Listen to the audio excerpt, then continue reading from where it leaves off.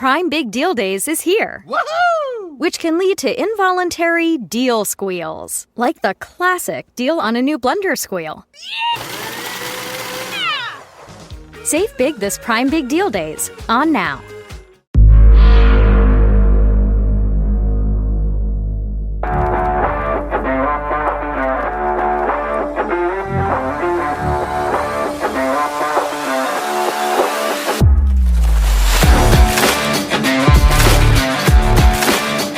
Hello and welcome to Futures Focus, a fantasy baseball podcast centering around all the top prospects in the game, brought to you by Prospects 1500. My name is Alex Sanchez, and joining me per usual is the great Nate Eckert. I love how it rhymes because it has to be true. So Nate, how are we doing tonight? The great Nate Eckert is doing wonderfully. Stomach is full. I had a nice dinner, and ready to talk some prospects and some stats and do the damn thing. Yeah. So we have a kind of a double feature for you guys here today. I wanted to go over some of those bigger prospects that were moved at the trade deadline and get some analysis on whether or not their stocks improved or did not in some of those deals. And then I also wanted to kind of do, it's middle of the year, midterm exam type of analysis on the top 100 prospects. We had some graduations. There's some guys that are about to graduate pretty quickly. So kind of updating that list and give you both risers and some fallers for guys that you can maybe be on the lookout for. It's that time of year for a lot of us when we're deciding if we're going to go for it and trade away prospects, or if we are packing it in and if we're going to try to acquire some prospects. So that'll be the second half of the podcast today. But we are back after, again, we had a little bit of a break there again. That was not super intentional. But the main reason for that, Nate, was a move. I moved into a new place, and it's not expected, but it is what it is. Turns out it's going to be probably for the best, as I have now a room dedicated to sports. It's my office now. I have an office. I'm an adult with an office. What about that? Wow. That's exciting stuff. In this office, Nate, is memorabilia. And I don't think I've ever shared with you or anybody on the podcast here some of the memorabilia I have. And since we don't quite do a video podcast yet, maybe one day, you can't see any of it. So I want to get people to realize, okay, let me imagine what I would be looking at instead of just listening to these guys. Yeah. What would I see? Okay, so let me go over my wall here, just so you know, Nate, what I'm dealing with, and see what you think. You can give me pieces I should get rid of, pieces that I should try to acquire. So in my, I got two big pieces. One is a Ronald Acuna jersey signed. That's my pride and joy. So that's a big piece. Next to him, I have Chipper Jones. My first memorabilia ever acquired. I got that when I was in high school. Chipper Jones. Nice. Signed picture. Below him, I have Willie Mays signed with his catch in the Polo Grounds over the shoulder. And of course, recently passed away, Willie Mays. I have one. Those are three like 5-star products, right? Yeah, for sure. Below him, I have Dodger great Jason Hayward. Yeah.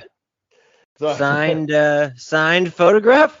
Yeah, I have a signed photo framed of Jason Hayward. He's in the Braves uniform, but hey, that one probably is the first to get cut here. You know what we can say about Jay Hay is that if we were to put together, I don't know, like say an all prospect hype league or list, Jason Hayward was probably the very first guy out of high school that I had ever really tracked. And I'll never forget that first game he got called up. and in his first at bat he went gonzo.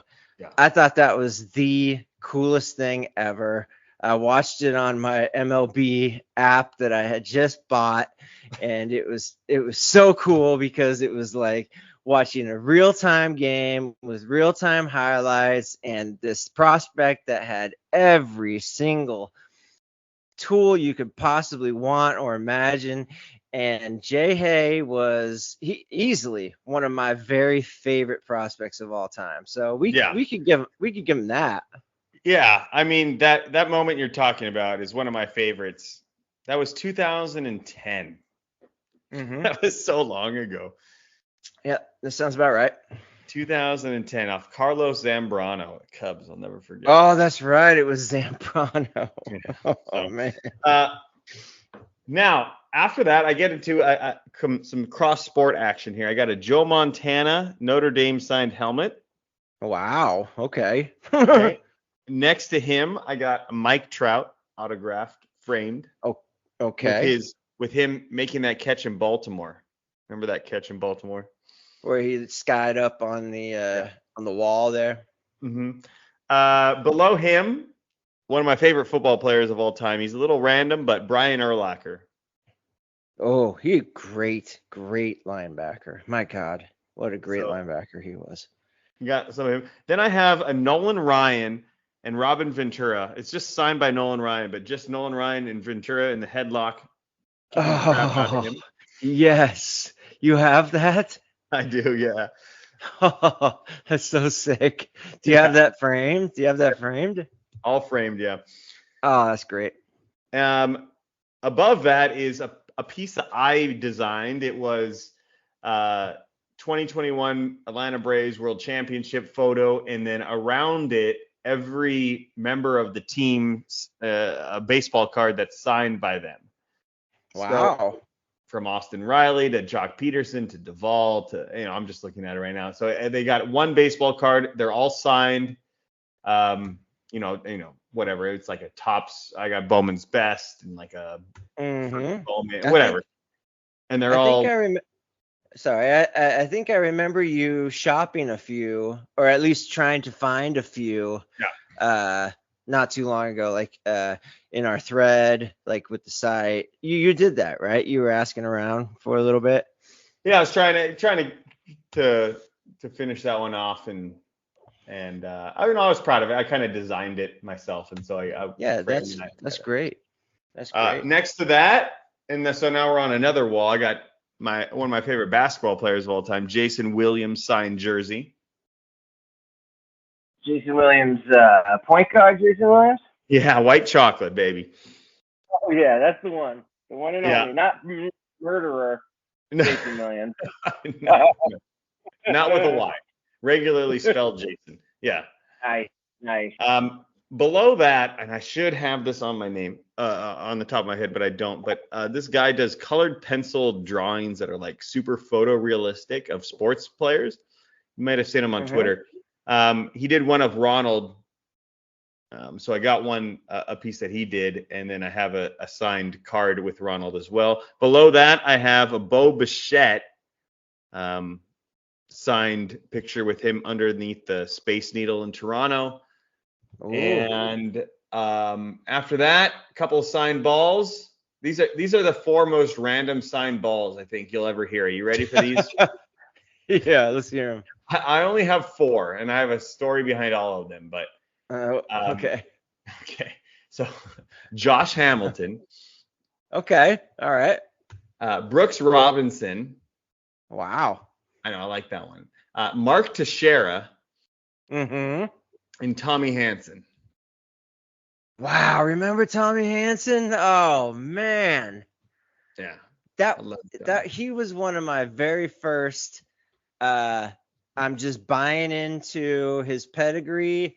I'm buying into the system. I'm buying into him as a prospect, and he got me back immediately. And I remember I used to love that pitcher. My God, I used to love him. Yeah. Oh, Tommy. Yeah. So rest in peace.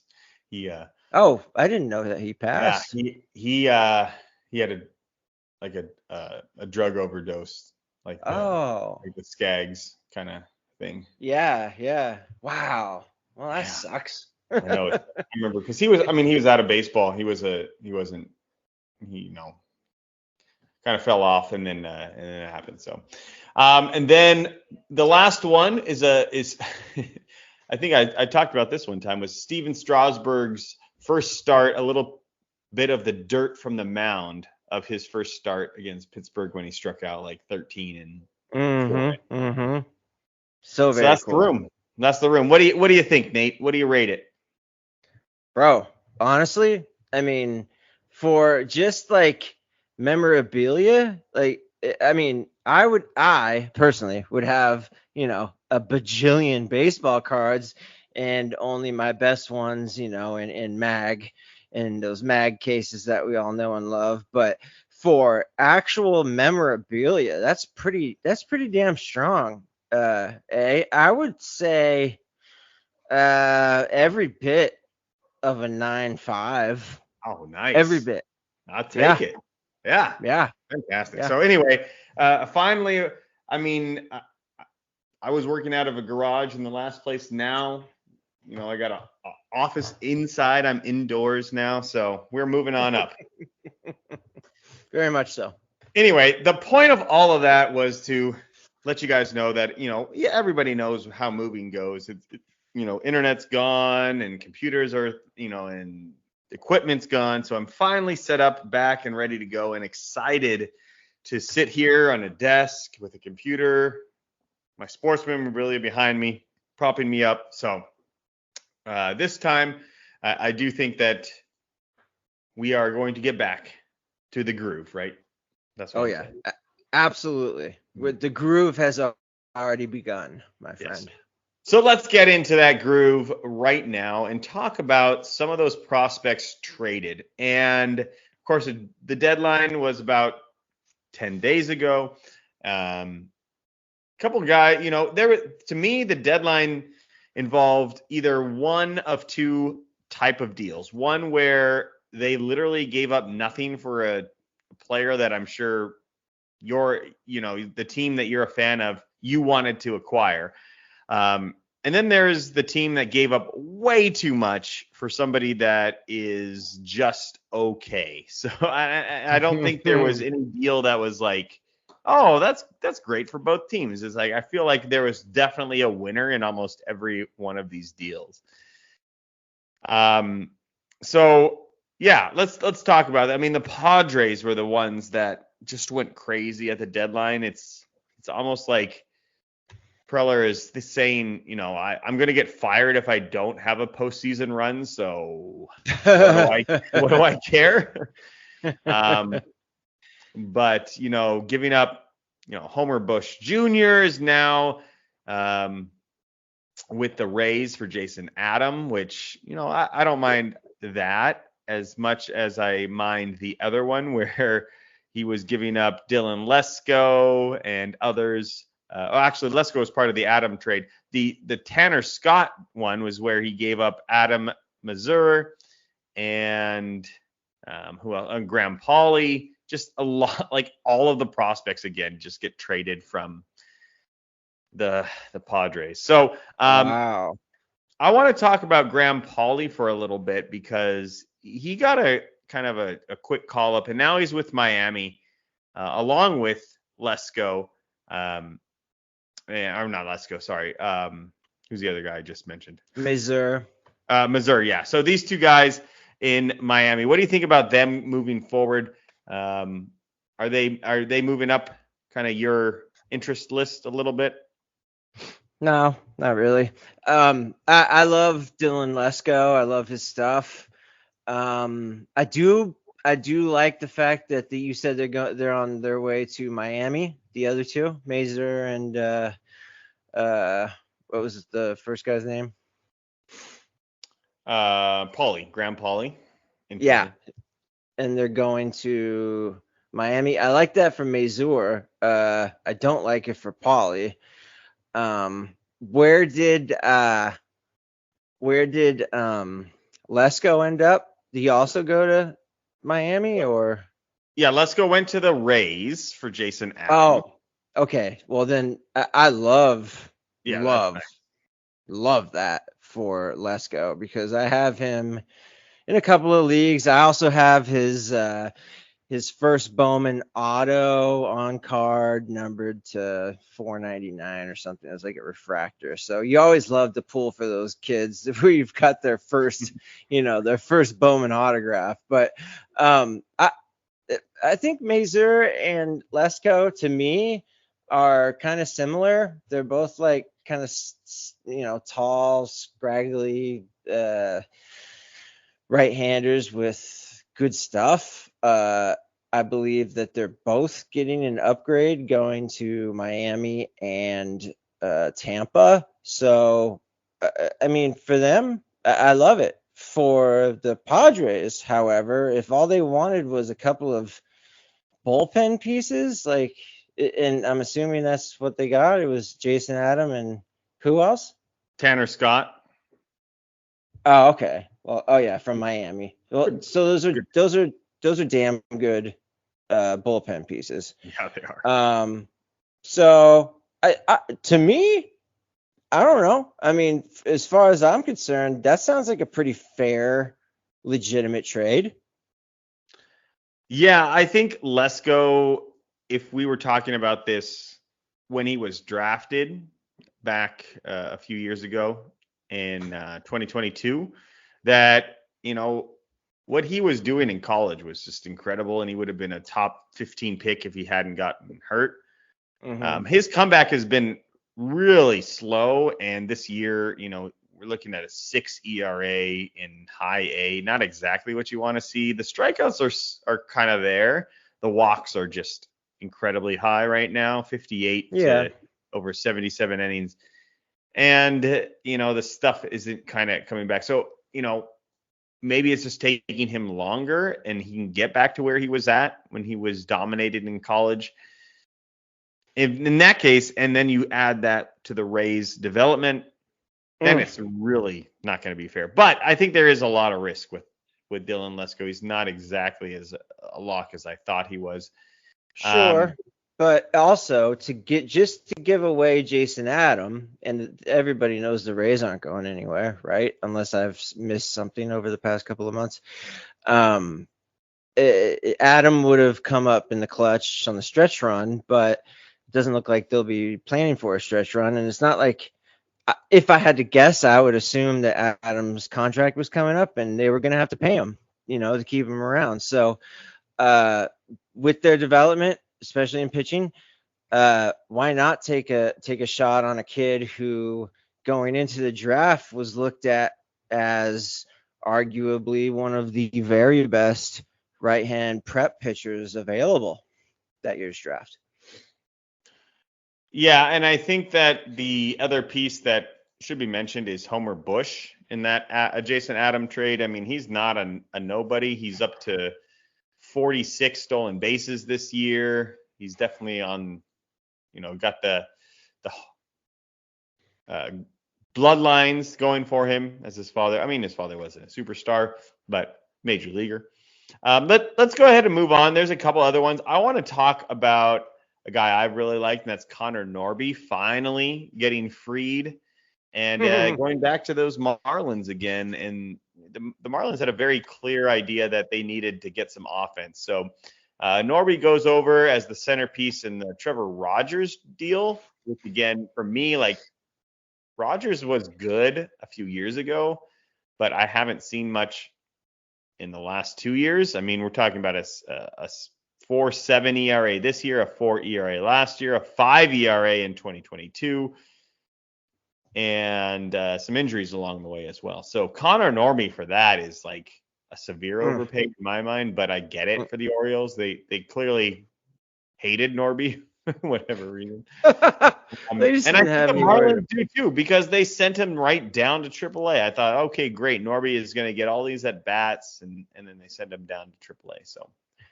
that's not fun. But what did you think of him moving forward?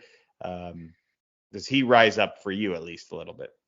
I mean, Xavier Edwards for me, this year has been a revelation because he's finally put everything together. Now, is that because Xavier Edwards has always been that talented, lightning fast second baseman that we all knew and loved and knew he would be if an organization didn't completely tear him apart? Or is it perhaps Miami is starting to develop a little bit of offense in their minor league systems or with their younger guys? I don't know what the answer is to that. All I know is that Xavier Edwards, if they had I don't know, do they have a comeback player of the year in baseball? I don't know if they do. But yeah, they do. Sure. Okay, well, if I were a betting man, I would probably say that he's the favorite in the National League, unless there's somebody else I'm totally missing, which I'm sure I am. But I hesitate when I hear position players, Miami Marlins. But Norby has been developed incredibly well with Baltimore. And I don't think that Miami hates him, not anywhere close to as much as Baltimore did. But it definitely begs the question, like, why the hell they don't have him in their everyday lineup? Because, you slot him in third or second or even the outfield or somewhere. I mean, it's Miami, for crying out loud. You can only play Brian De La Rosa so many times at DH and have I can't even name players from that team anymore. So but they sent him down to AAA. Who knows what that was about? But I can't imagine he's down there for another week, any longer than a week, because he's got nothing left to prove at that level, period, for any team, and especially the Marlins. So the Trevor Rogers trade was strange to me. Baltimore, I think maybe they've just been feeling themselves a little bit too much with the way that they develop players. Like Jackson Holliday, yeah. Kobe Mayo, yeah. Fill in the blank for the rest of those young studs, Cowser, etc. But, Trevor Rogers is not Jackson Holliday. He's not Kobe Mayo, and he's not, Grayson Rodriguez. He was I don't want to call him a one-hit wonder because he still has great size and a really good fastball that nobody seems to hit, unless it's been the last 3 years. So I just messed around and added him in one of my leagues, thinking to myself, well, I mean, what's Baltimore got to lose? Yeah. Maybe they know something I don't. But then he went out and he looked exactly like he's looked all year, which is atrocious. And I haven't seen how he's done in this second start, but I wasn't willing to find out, not on my team at least, So, props to Miami for offloading that albatross, otherwise known as Tyler Rogers, or is it Tyler or Taylor? I can't even think right now. Well, it's neither. It's Trevor, but that's fine. Even better. Trevor. It's my bad. Trevor Rogers. Yeah. It's a good thing I got you here, buddy. And to be fair, there are both of those names you mentioned as well. I think they are twins. Right. Giants. So you're not. I'm not just making up names here, folks. These are major league. These are Major League Baseball players. But kudos to them for getting Norby. I still think he's going to be a damn good MLB player, and I'll stand by that until he proves me wrong. Yeah, I love Norby, and I would like him to be a stud in the Baltimore lineup. It was clear that was never going to happen, so I'll take him as a stud in the Marlins lineup over nothing. And like you said, he'll be up sooner rather than later, I hope. And I'm very excited for him. He does get a little bump for me. But despite Norby and Graham Pauley and all these guys we just mentioned, we have not mentioned the best player coming to Miami and of all these trades. And that was the Jazz Chisholm trade, in which they got Agustin Ramirez from the Yankees. What a riser this year. Although, if you take a look at his stats, I mean, this guy has been raking ever since he got into the system, into the A-ball. This year now, 274, 21 homers, 76 RBIs, and at catcher, though he may not stay there, 19 stolen bases, got a little bit of speed at the position, which, if you're playing fantasy, I mean, there isn't many more things more valuable than a catcher that steals 10 to 15 bases, and he looks like he might be able to do that.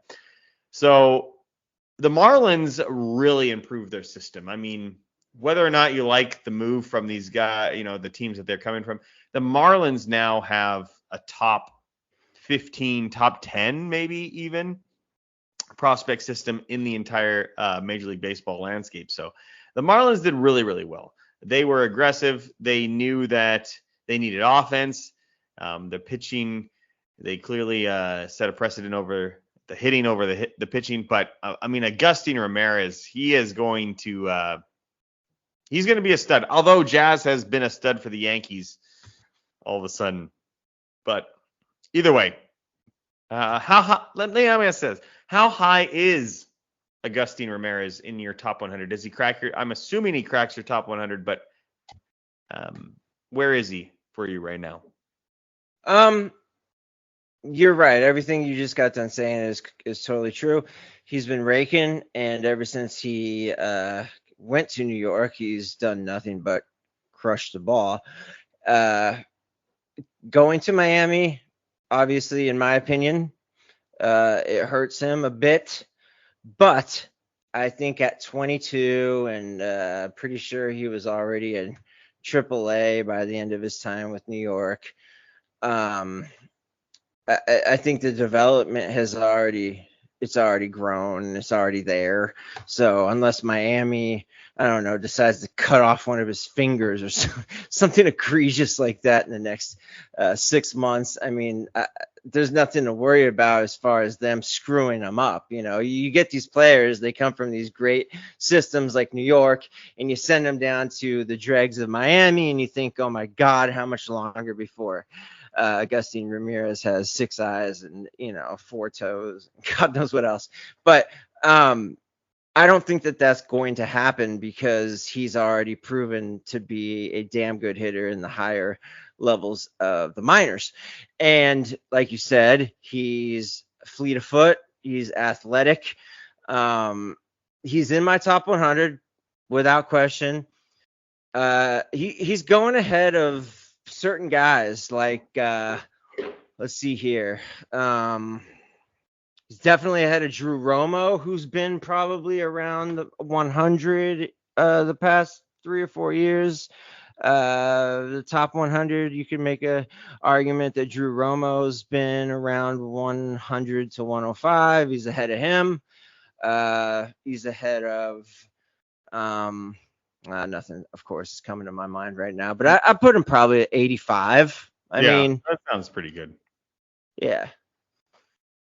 In fact, I do want to move on to the top 100 here now that we're about halfway through the allotted time. But there is one other interesting trade to talk about that I wanted to get your thoughts on, and that was the Quinn Priester for Nick York deal between the Pirates and the Red Sox. So Nick York, if you take a look at Nick York's history, this is a guy that, in 2021, after he makes his debut, everybody's in love with him. He's top 30, top 40, top 50, depending on where you're looking at. And then in 2022 has a pretty bad year. I mean, I'll be honest, it's not the worst year I've ever seen, but it's not somebody that you're like, yeah, this guy is ready to go. But in 2022, he goes up and kind of has a decent season, better. And then this last year this year, 2024, 2023 and 2024, back to being really good with some stolen bases and some power in the middle infield. And it gets dealt to Pittsburgh where you like his chances to break that lineup pretty quickly. So, and he's very close, AAA, hitting now 357 with his new team, was hitting 310 over the year in AAA. Just something about AA and single A, but for whatever reason, seems like Nick York's back on track here. Does he crack the top 100 for you now, or before or after the trade? Regardless, what do you think about Nick York right now? No, not yet. But it wouldn't take a whole lot more from York to get me back onto, maybe I could hitch a ride on the, like a trailer or something of his bandwagon. I don't know how that works out, but I've always thought that Nick York kind of lost the lottery in being drafted by Boston. They just, unless the person's name is Dustin Pedroia, if he's a middle infield, All-American kid, he's not going to get the same at-bats as, say, Ceddanne Raphael, players that probably haven't proven themselves nearly as much as Nick York has over the years. I'm not saying he's been without his bumps, because he surely has, but I was wondering why York wasn't promoted 3 years ago. I mean, I know he was like 21, but I don't care. I mean, if his bat's that good, then they should put it in there somewhere. And it's pretty obvious that Boston moves a lot slower than, say, a team like Pittsburgh would.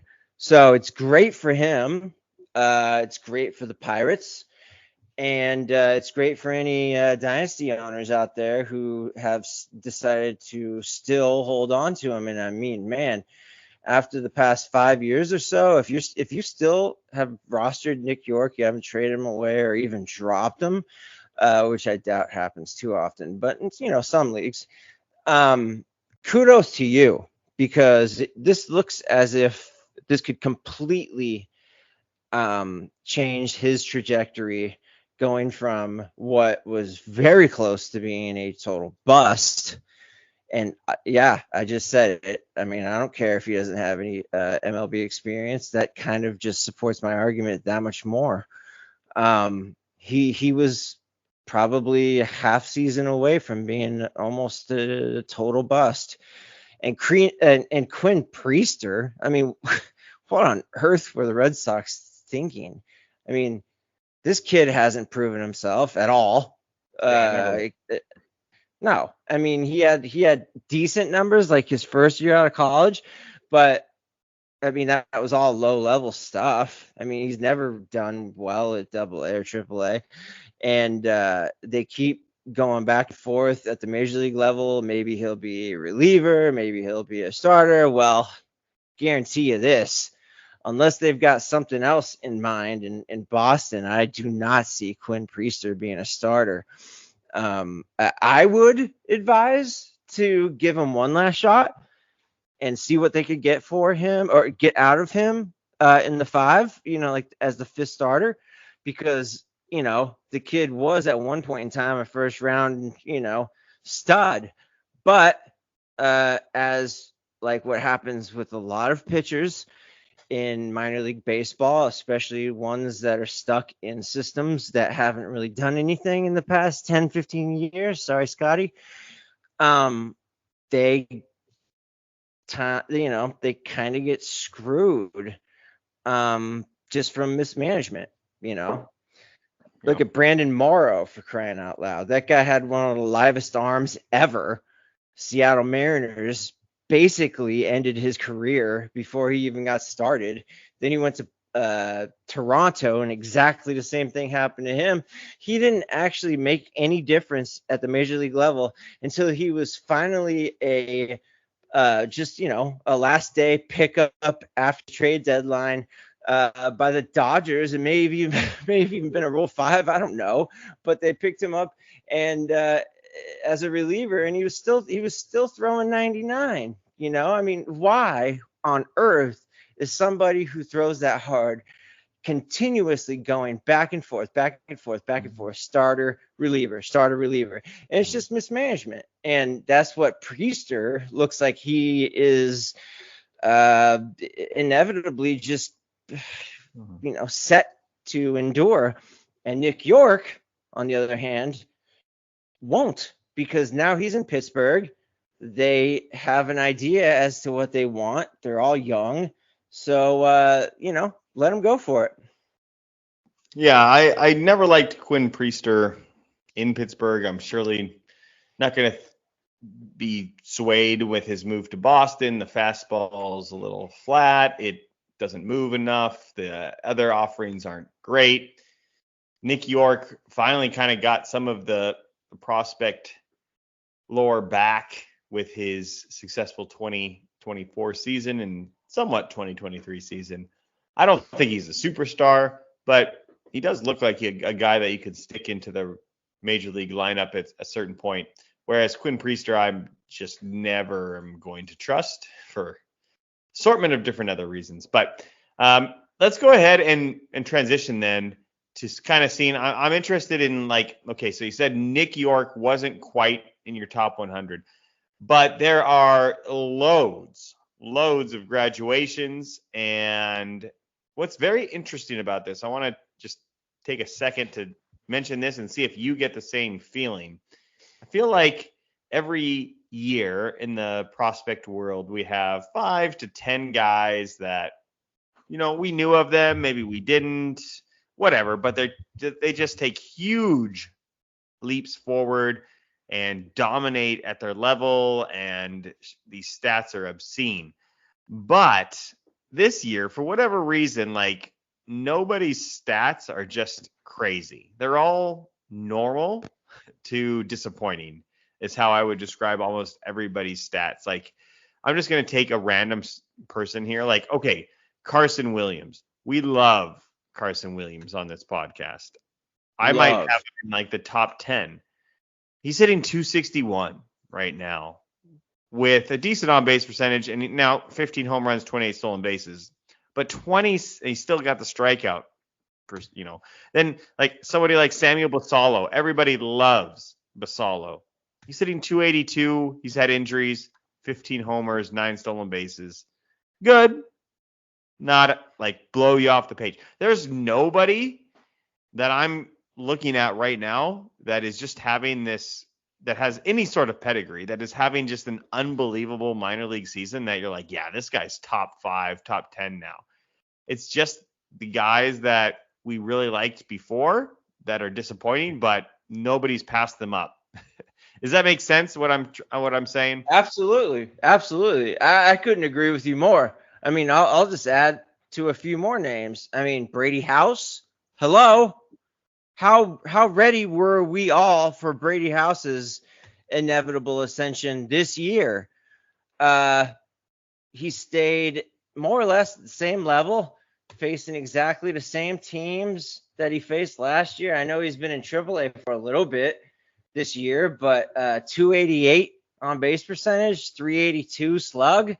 I mean, he always has this little bit of a adjustment period. But come on, Brady, you're trying to make the bigs, and I know the Nats aren't in any hurry really to get him up there. Why should they? But I know exactly what you mean, because these are the types of players that we're expecting to take these giant leaps and bounds, because every single year there's at least 10 to 15 pitchers and position players that do exactly that. Dalton Rushing, there's another name, really hasn't lit the world ablaze. His OPS is 872. It was 856 the season prior. Colt Emerson, my God, how many people were on the Colt Emerson train before this season began? Well, folks, I hate to remind you that those ungodly numbers that he was put up last year, that was rookie and single A, Modesto, not even single A advanced. He goes to single A advanced after spending most of the year still in Modesto. Now, that's not on Emerson. That's on the Mariners. that's on our boy Dipoto, because this kid was not supposed to go back to minor league. I mean, to single A full season. He just wasn't. I mean, he hit 302 with a 436 on base and a 444 slug. That's an 880 OPS for those doing the math at home. Yeah, sure. His power in home runs hasn't come yet, but he's all of what, 19? Yep, 19 years old. 6'1", 195. I mean, the power will come. However, his averages this year still not even, I mean, it's not like he's in double A or triple A. Single A Modesto, 150 at bats, 40 games. Yeah. 293 average, 440 on base, 427 slug. Okay, great. That's what you're supposed to do at single A Modesto. Goes to Everett, and he's only played in 3 games, but that sample is atrocious. And you know, these are the types of guys. Drew Gilbert's another good one. I know he had injuries, but whatever. You know, Tink Hence, where's he at? He's got pretty decent ERA this year, but he hasn't exactly blown, you know, the doors off the place. So I see exactly what you're saying. Yeah. And it's frustrating. Yeah. I mean, I was thinking more of the hitters than the pitchers. I feel like there's some pitchers like Jackson Jobe is doing exactly what we would want him to do. Tink Hence, like you said, is doing okay. But the hitters here, like, let's just go over the top of the top here. And I'm going to remove the guys that are making their debuts right now. Jackson Holliday seems to figure it out. James Wood is up. Even Kobe Mayo is up. Not doing great. Has not got a hit yet. But, you know, but after that, okay, so, you know, let's take Junior Caminero, who I think is probably everybody's number one non-debuted prospect at this point.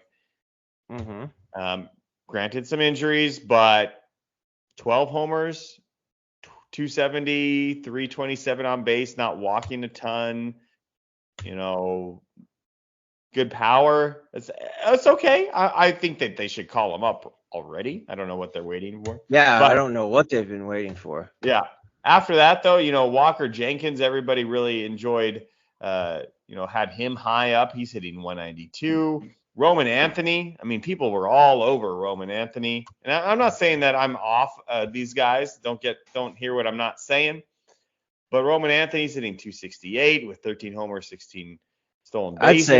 I'd say I'm off of Roman Anthony. Sorry. I love how he looks. I mean, that's a prospect, and the age, everything looks really good. But like, I would want him to do just a tad better. And everybody's strikeout percentages are just like, they're so crazy high. I mean, you know, Xavier Isaac has 39%. Damn. Spencer Jones is at 36%. Bryce Matthews is at 35%. Roderick Arias is at 33%. James Wood is at 32% in the majors. Lazaro Montes, who I still love, 32%. I mean, these another crazy underperformer this year. Yeah, I mean, it makes it difficult to really rank these guys with any sort of confidence. And I think in that case, if you're in a dynasty, just get as much as you can right now. Don't worry about the quality. Like, if you're getting one, you know, top 15 guy as opposed to 3 top 100 guys in a deal for one of your veterans, I'm kind of leaning towards the quantity over quality for the hitters, at least. The pitchers maybe not so much, but I mean, who do you have that you just this year you're like fully in on and confident and maybe would go out and try to get in a deal that you're just like, this guy's my guy right now? You know, go ahead. I already own him in everything, but Jacob Wilson, I think, is the only hitter that has been the total opposite of what we just got done saying. He's hurt. That's the problem. What's that? He's hurt. He's hurt. But I mean, as far as prospects are concerned, not only is he hurt, but in that one game he was 1 for 1 and he scored a run. So, and before that, this year, across 3 different levels, AA and AAA, he hit 438 with a 475 on base, 686 slug, 1161 OPS in 46 games with 7 bombs, 25 doubles, only 2 steals, but he had 12 walks and 13 strikeouts. So that's one for me, period. Now, Justin Crawford hasn't lit the world ablaze this season. And again, I'm just wondering if some of these organizations aren't some, and I get mad at the way that they do this, but some organizations are so aggressive with sending these youngsters to AA, AAA, only for them to get smacked and all of their confidence just straight to hell. Well, I think the Phils have kind of done Crawford a disservice because he ended his 2023 season after having career numbers. He started this year at Single A Advanced, which went really well for him, but they kept him there for 70 games. I mean, he already proved last year that he could hit at Single A Advanced, and this year he hit even better for almost 300 at-bats, and now, finally, they've got him in AA. Wow, look at what he's done in AA thus far. He's hitting 322 with a 375 on-base percentage, a 407 slug, but until that man strength comes, Crawford is not ever going to light the world up with home runs in game, like big power. However, he does have a lot of strength in that wiry frame of his, and he will get stronger. He's only 20, so OPS is almost 800. He's only played 14 games at AA, but thus far he's done damn well, and he already has 7 steals. That's let's see here, 34 steals on the season. Other than that, just right off the top of my head, nobody is really lighting it up for me. Give me one more second here. Well, as you think about that, I do want to mention the guys that are coming back from injuries that we haven't heard about for a while. It's Jordan Lawler and Jason Dominguez. Those guys would be like big targets of mine. Guys that were already have made their debuts and had some injuries that really sort of delayed their progress. Those would be the guys that I'm going after, like really, really heavy. I'm not as concerned as those of their numbers, and their numbers are great in the short sample size. Dominguez is 294 with a couple homers. Strikeout percentage is pretty decent in AAA. Jordan Lawler's hitting 400, but striking out a ton. But those numbers I'm not as concerned about. And then there's also guys that, I'm Matt Shaw is a guy that I really liked, and he had a very good season in AA, and then got promoted, and he's been struggling. So those guys that got the promotions recently, or maybe some other guys that I would take a look at. Shaw was at 14 homers, 25 stolen bases, and almost a 400 on base percentage at AA. Got the call up to AAA just a few weeks ago, and has not been great, but hasn't taken that next step. Yeah. Right. And that's what we're looking for, Yeah. And the big names I'm sort of just still in on. You talked about Brady House. I'm still ready to go with him. Sure. I mentioned Basallo. These guys aren't struggling. They're just not lighting the world on fire. And then I'm still going to be in on them. Carson Williams, I'm probably going to have in like my top 10 when it's all said and done. The recent drafted guys, I'm still ready to go in for, like Bazana, Weatherholt, those guys I'm not worried about. And, one guy I wanted to mention too that you talked about Jacob Wilson, and then I said he was hurt. There's another guy. It's kind of the Jacob Wilson up north. That's Luke Keeschel for Minnesota, who is having a fantastic season, but he's having Tommy John surgery, so he's out for the rest of the year. But certainly not something you're totally over concerned about when it comes to development. He just 6 months delay, which isn't the end of the world. So he's another guy that maybe somebody is like, oh, Tommy John, he's over. But yeah, it's going to be an interesting. I haven't ranked mine yet. I need to get in here and do this. There's going to be. I mean, you could put guys. If you're into Cole Carrig, like I really liked his fantasy outlook. He's one of those guys that's really not a name brand, but having a fantastic season. Now, granted, it's in low minors, but 10 homers, 36 stolen bases, 280 is really, really good. So if you're ready to put those guys, if you can get guys outside of the top 100, but you get 3 or 4 of them, like here's some names that I'm just looking at a random list right now. These guys are out of the top 100 that, let's say let me ask you this, Nate. I'll give you 3 of these guys or one of the top 15. Okay, so you ready? Mm-hmm. So I'll give you Dylan Beavers. I'll give you Brandon Sprott from New York. And I'll give you Robbie Snelling, who is a guy we didn't mention that got traded to Miami. So those 3. Okay? Mm-hmm. So 4? I'll give you Sebastian Walcott.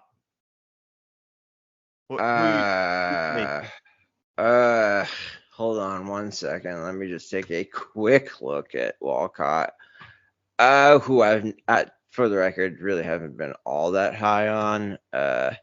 However, he is 18 at single A advanced. You said it was Snelling, Sprout, who I do like a lot, and I love Snelling. Who was the first one? Do you remember? Dylan Beavers. Sprout, and Dylan Beavers. Oh yeah, I'm taking those 3 all day. Day. Let's do another one. Let's do it. Okay, so I'll again, this is just kind of one list I'm looking at here. Let's do like Cooper Pratt for Milwaukee, Kevin McGonigal. I always get his name. Kevin McGonigal for Detroit, and Johnny Farmello for Seattle. Okay, 3 guys we've talked about that we've always liked, young, far away. Or if I give you Roman Anthony. Oh, I'm taking Anthony. Honestly, I don't really like those 3 that you just gave me. Okay, fair enough. Yeah. Let's do another one. Yeah, this is a fun little exercise. Huh? Okay, yeah. So I'm trying to find guys that are like rising up in this ranking here. Okay, here's a good one. Nacho Alvarez with Atlanta. The catcher, isn't he? No, he's an infielder. He's hitting 300. Yep. Got his debut. Thomas White for Miami. Mm-hmm. And Enrique Bradfield for Baltimore, that speedster. 57 stolen bases this year. So Bradfield, Enrique Bradfield, Nacho Alvarez, and Thomas White. Okay. Or somebody like Bryce Eldridge. Oh no, I'm taking Eldridge all day. What about Brady House? House, sticking with House. Yep. But those 2, I don't know that I could be more high on. Which is crazy because Eldridge, you're like, oh, this guy, man, I'm ready for him. He has 13 home runs this year in low A and high A. And he's hitting like 280. Yeah. But he's 19. Yeah. Right. So, I think Eldridge is going to be a monster. Yeah. I mean, let's do something like, let me go a little bit higher here. Let's go a little bit more extreme. Okay. So I can give you Connor Norby. okay. Hurston Waldrep, Connor Norby, Yeah. Hurston Waldrep, and Dalton Rushing. Okay. Okay. So yeah. Rushing is still with the Dodgers. Waldrep, little injured, made his debut with Atlanta, not great. And all of 6 months removed from. Oh no, never mind. He was 2023. Yeah. Connor Norby. And now I'm going to pick somebody who's high that's struggling. Okay. Okay, so those three are Jet Williams. Those three. I don't like Jet Williams. Never really have. Jet Williams out for 8 to 10 weeks. Hitting 179 this year. Ugh, yuck. Jet Williams. I was all in on Jet. Yeah. I remember. Yeah, it was so disappointing. What about Carson Williams? Take Carson Williams for those three. Oh, I'm Carson Williams all day. He's in my top 5. I like Carson. Well, Max Clark. You'll still take Max Clark. Yeah, taking Max Clark. Yep. He's doing pretty well this year. 386 on base, 291 batting average, 426 slug, 812 OPS, 86 games, 333 at bats, 7 bombs, 4 triples, 16 steals, and 16 doubles and 27 steals. This is probably the most impressive. Hold on. This was not what I meant as impressive, but it's still pretty impressive. 86 games, 66 runs scored, 65 RBIs, and this was most impressive. 52 walks to 74 strikeouts, and that is through 2 levels. It's not as impressive as I thought it was going to be. However, it's single A low and single A advanced, and his single A advanced numbers are, I'd say about 30 to 40 points higher, batting average wise, and OPS. I think that your best bet right now is to go over some of those recent drafted guys in some of these deals if you're going to be selling off your guys. We know a lot less in comparison to some of these other prospects that we were talking about that have been around for a few seasons now. And I feel like it's worth the gamble to go ahead and trade some of these veteran guys. I mean, we're talking like, Zach Eflin's of the world, or, Kyle Schwarber's of the world, where you're just trading them off, that you're kind of in rebuilding mode, and go off and get some of those younger guys that, you're probably not getting your, Banzanas and Condons and everything, but maybe you can get somebody down the line of, I don't know.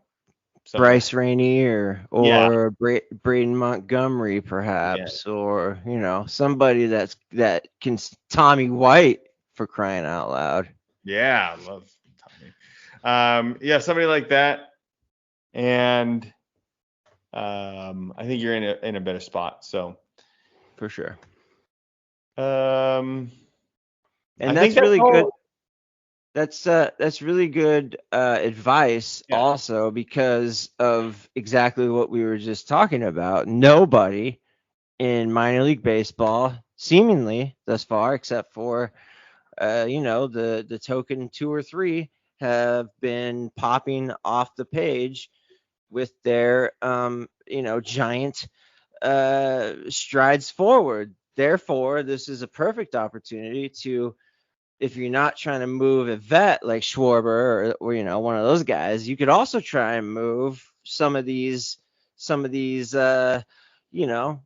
aging prospects.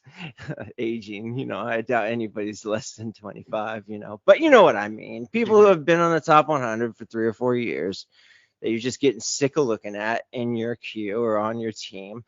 And, maybe try and get a Vance Honeycutt out of somebody like that. I mean, there's a lot of really talented college players who will be, I guarantee you, will be up.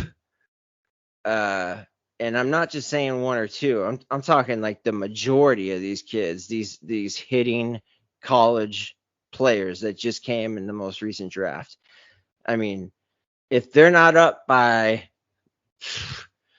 the end of the season, I'm sorry, not the end of the season, because that would be this year, but probably by the end of next year, a lot of these guys, I would be super surprised, because a lot of them are really close to being major league ready.